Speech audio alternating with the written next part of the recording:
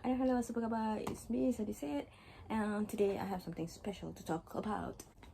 Recently, I went to the public library and I was thinking to myself, like, why don't I search books about K-pop? And there was only one that came up in the results of my search. Ta-da! It's actually a Malay book. So it literally says K-pop boys lawan band rock.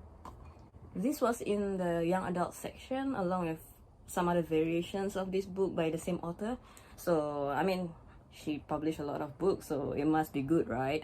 And also, if you guys don't know anything about me, I used to really love rock music. Before I get into K-pop, I was a rock and hip-hop music enthusiast, and then look where we are now. So this whole premise was very interesting to me. I also had the troubles like when K-pop was first introduced to me. I also had this like defense up because I'm a rocker, I'm a hip-hopper, I don't like to listen to K-pop. But then I was wondering if this book will touch on that even as a casual way. So I borrowed this book. I picked it up and I really want to talk about it, but sadly the first page says hak cipta terpelihara. Tidak dibenarkan mengeluar ulang mana-mana bahagian artikel, ilustrasi dan isikan dalam buku ini dalam apa jua bentuk dan dengan apa syarat sekalipun, sama ada secara elektronik, fotokopi, mekanik, rekaman ataupun cara lain sebelum mendapatkan izin bertulis daripada Blink Book Sedian Berhad. So, in other words, I just can't talk about this without actually talking about it. So my review is that this is actually a novel, a teen/preteen novel about a story of two different groups of musicians, and they address that. It's a nice story. I think that is okay, but I do want to say that there are discrepancies in this book, and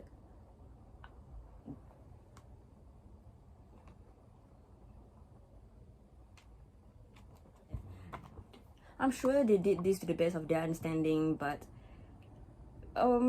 I guess you can say that it's interesting to see from their point of view, like as a Malaysian and as a Malay, how they think of K-pop and how they manifest that into their own story. Yeah, so other than the discrepancies aside, some of the stuff inside here are really very cute. And honestly, I'm really happy that out of anything that could talk about K-pop, it's from Malay perspective. Even if it's inaccurate, at least the representation is there. People know that Malay people consume K-pop too, and that's the good thing that I can say about this book. Also, this book, from what I can say, is that it is published in 2015. And mari kita lihat apa yang berlaku pada tahun 2015. So 2015 was the year that Bangtan released Dope or Jolo, and that took off, and I miss that era so much. And then also Big Bang came back with Bang Bang Bang. So that's that. It's a good year for K-pop. I think that was the year where the new generation were being born. So it's interesting, and it brought back times where, because K-pop moved really fast, so I almost forgot what happened in 2015. I can also read to you what it says at the back, which is EXO, Super Junior, dan Bangtan Boys. Ia trend muzik Korea yang paling digemari, meledak tanpa boleh disekat lagi. Siapa tidak suka K-pop, maka dilabel ketinggalan. Siapa tidak minat K-pop, tentu dianggap tidak mengikut arus zaman. That rhymes, yeah, not bad. Yeah. Atas pengaruh itu, apabila sekumpulan pelajar berpenampilan K-pop melawat sekolah Sri Bangsar, habis semua orang yang jadi gila bayang. Tambahan pula, 3 jejaka bernama Neil, AJ dan Kim memang hebat menari dan smart sangat. Populariti 3 jejaka K-pop boys itu rupa-rupanya mencabar kumpulan rock Sri Bangsar yang digelar band Rangers. Selama ini Rangers bagaikan artis Sri Bangsar digemari peminat kerana bersuara emas. Malangnya, Roy, Zack dan Adi mula diketepikan. Semua gara-gara perhatian kepada K-pop boys semata-mata. Akibat cemburu meluap, Strategi sabotaj dirangka penuh jahat. Operasi cicak dan sos wasabi diatur demi mengenakan K-pop boys yang dibenci sangat. K-pop boys pula menyerang balas, memalukan band rock Rangers di atas pentas. Sampai bila K-pop boys dan band rock akan berbala? Adakah hingga satu sekolah Sri Bangsa terpalit bermasalah? Siapa yang juara akhirnya? Ikuti novel ini hingga habis ya. Well, that felt like a good verse. If I had to rewrite something, I like that. I like that. So the synopsis was catchy, I guess. Also, talking about the synopsis, there's also an epilogue at the back where both authors, because usually it's just this Ain, I don't know whether it's just a kakak or adik. Usually it's just by Ain, but then there's this guy whose name is Haziq Rizwan who co-wrote this book.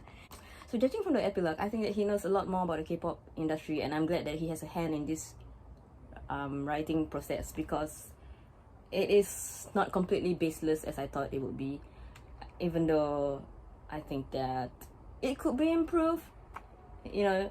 But yeah, it was interesting. In his epilogue, he says like he likes this group and that group, and I recognize. I mean, I've never met him before. Okay. It's probably like, oh, who is this bitch trying to comment about how K-pop am I?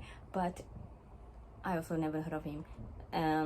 Yeah, but okay, honestly, I've never really heard of him, but judging from his epilogue, he is a true K-pop listener. So it was nice to see him in his epilogue and talking about how like he does not try to create a divide by writing this book, and rather he wants to see like these differences and how it can get along. And he's also embarrassed that K-pop is his guilty pleasure. And he ends off with saying, which I think that is a very bold move, that if anyone wants to give comments or perspectives, you can... Okay, he said bolehlah adik-adik. I'm not sure if I'm his adik, but he actually drops his email. He asks you to look for him on his Facebook in case you want to chit chat about it. And he ends off with sarang hayo. So I trust that he tried his best. Sugo haseyo. But yeah, it's interesting to see that. As usual, I will always love to meet more K-pop fans because it's fun. I don't know. It's like all over the world. We all have different lifestyles, different upbringing, different education, different bodies. But we all like the same thing, which is K-pop, and that's the glorious part of it. I actually wanted to vlog this in Malay, but I don't know why halfway I just got a bit excited and keep talking in English. But saya harap yang orang Melayu akan maju selepas ini, and hope that we stop doing these kind of things. Saya harap yang konten-konten buku Melayu ataupun drama dan selainnya tidak akan fokus on certain topics. Like, I find that some of the topics are really very problematic, like jutawan gede, or there's one which I think like hero versus pengemis gede. And these books are for kids. So what are you trying to tell these kids nowadays? Like, you know, these are not the morals or not the stories that I feel that should be out there. Instead of like, you know, it's very scandalous, very gossipy, very not educational also, I feel like. So I hope that we can move on from these kind of narratives and put better products out there, be it books, writing, videos, films, because Malays have a lot of really notable films which I like. So I hope that this kind of content gets drowned out, because I think that it is unhelpful to the society. And let's say if I'm not a Malay person and I pick up this book thinking like, you know, oh, it's about K-pop and I want to learn Malay, and I write this and then I understand your perspective of this kind of social situations. It does not look very good in my opinion, but that's my opinion. Okay, you do you. He also talks about like having to toe the fence or trying to toe the fence because he doesn't want to be like too leaning towards the K-popers or too like anti K-popers and become like, you know, pro band people. So yeah, I mean, honestly, I think that everyone should like whatever music that they like, whether it's in the form of band, in the form of boy groups, in whatever language and whatever genre. But it's a very touchy subject. I wonder who reads this. If you have read this, please comment below and tell me what you think. If you're big fans of her series, please comment below and tell me what you think. You can type in Malay, I'll read it and I'll try to reply in Malay. But yeah, this costs 10 RM, 10 RM. You can buy like 5 Ramly burgers with this book. And do I think that it's worth 5 Ramly burgers? No. But if you get it in the library, I guess it's not a bad read. Also, it's really quite cute. So that's my review, and the next video I'll see you will be on my birthday stream, which is gonna happen on 11th of December. And if you're watching this way later than it's aired, my next video is still my birthday stream.